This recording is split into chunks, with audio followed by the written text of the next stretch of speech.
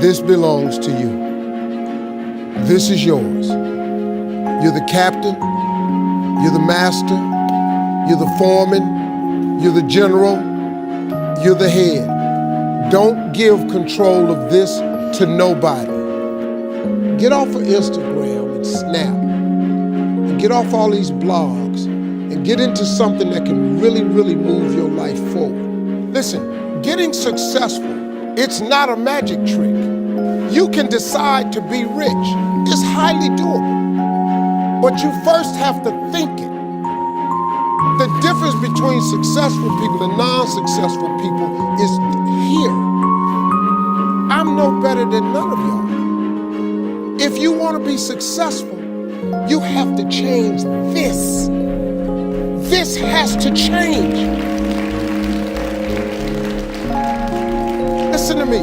It's not what makes it hard is your lack of belief that it can happen for you. The fact of it is, though, it's very doable. See, but you got to change, though.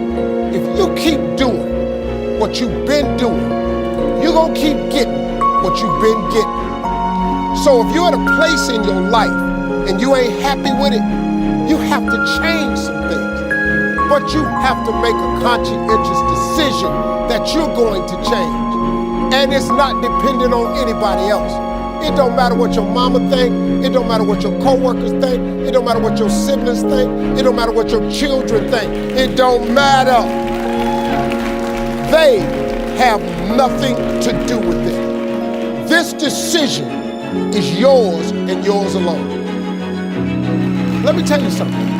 You get to decide if I'm gonna be rich, poor, mediocre, plentiful, happy, sad.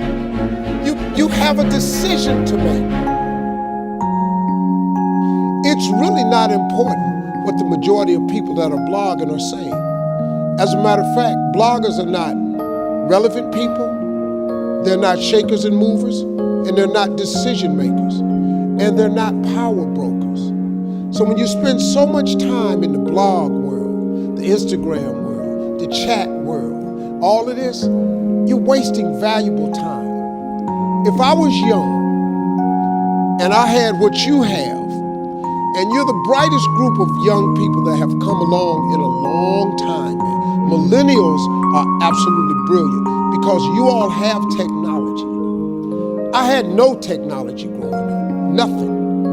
You couldn't download a book. You had to go to the library, go to the card catalog, pull it open, find the book, find the number, go get on the elevator, go to the row, find the number book, get the book, and hope somebody ain't told a page out that you want to read. That's what it used to be. When my mom and them finally got the money together to help us educate ourselves, they bought an encyclopedia set, Britannica, Funk and Wagner, and everything you wanted to know was in that encyclopedia, and that's all you could know. If you want to look up something about elephant, and they had 2 pages on elephants, that was what y'all knew about an elephant. Y'all got Google. You can Google anything. You all have stuff at your fingertips that can make you great. But if you could combine your technology with your parents and your grandparents' work ethic, your could be rich. You could be rich, man. But you cannot erase the work ethic part. There is no getting around. Ain't no elevator to the top. You got to take the stairs. The elevator don't go to the top, man. Not in the world of success. You got to take the stairs. Y'all got to start getting gritty, man. I hate it when I see young people wasting their time, wasting all this technology got, just bull. Just sitting around in this world that's been created for you, that everything is instant. I was arguing with my son the other day. We're having a debate. I thought, man, I'm finally sitting with one of my sons having a healthy debate.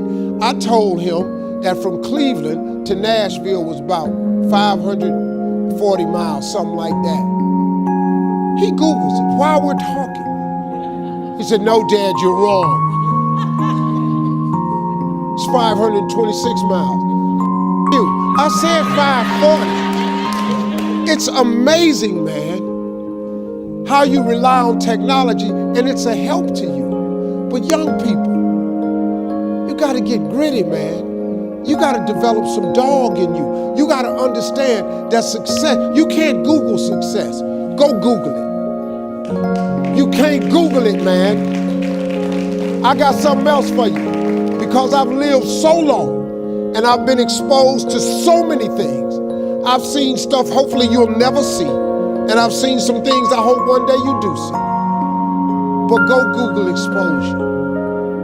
It ain't gonna take you nowhere. I've been around the world, man, because I've traveled it. But I traveled it because I've made myself uncomfortable. I have a life of convenience now. But in order to get the life of convenience, you gotta have a very uncomfortable life.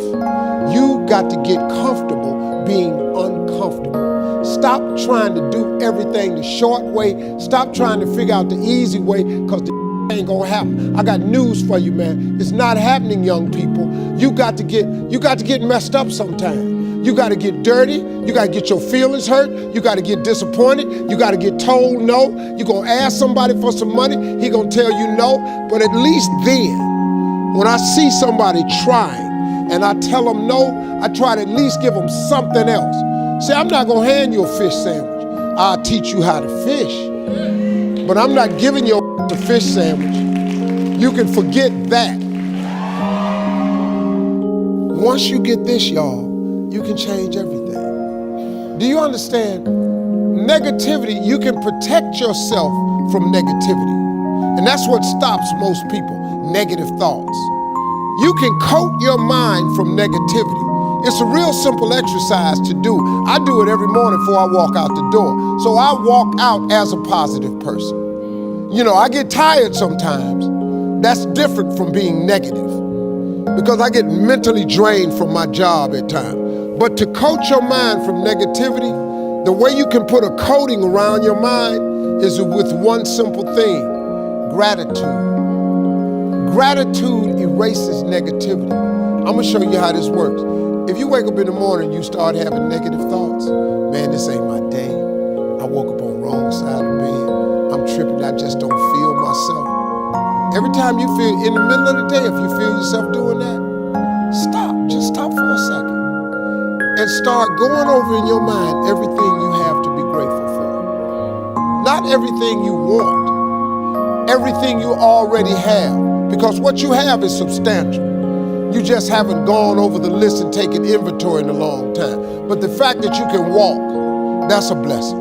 The fact that you woke up, that's another blessing. The fact that you can see, think, reason, that's another blessing. The fact that you can go somewhere and get yourself something to eat, that's another blessing. The fact that you can go and turn the key and call someplace home, that's another blessing. The ability to dream is a blessing. The fact that you have an opportunity to get it right is another blessing. And I'm just talking to you, I don't even know you. I could give you 50 things you ought to be grateful for right now. I don't even know you. Start coating your mind with gratitude. It'll change everything for you.